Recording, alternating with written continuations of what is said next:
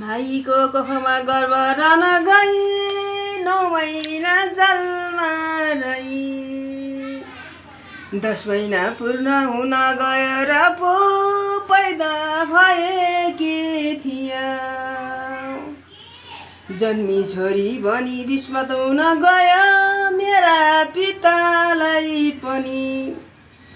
रोपेको फल पाइन्छ हे बुबा चाहिन्छ छोरी पनि दिन बढिकन 5 महिना कि हुँदा पास्नी गरिदिनु भो अन्न खुवाइकन ती वस्त्र लगाई मनुष्यमा मिल्न गो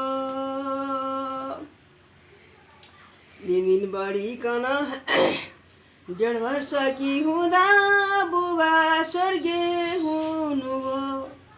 बालाका छोरी 3 थिए घरमा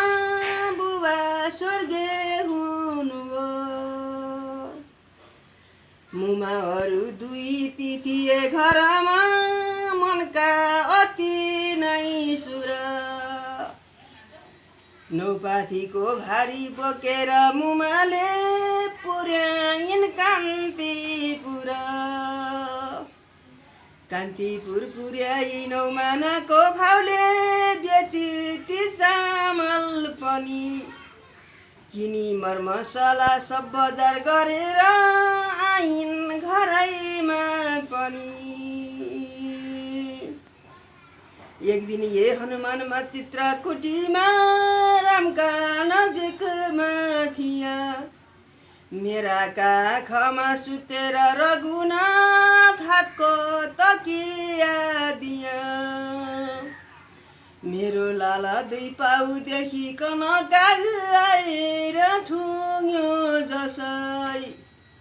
मेरा लाला 2 पाउ देखि बहुतै आयु रगत पोतसै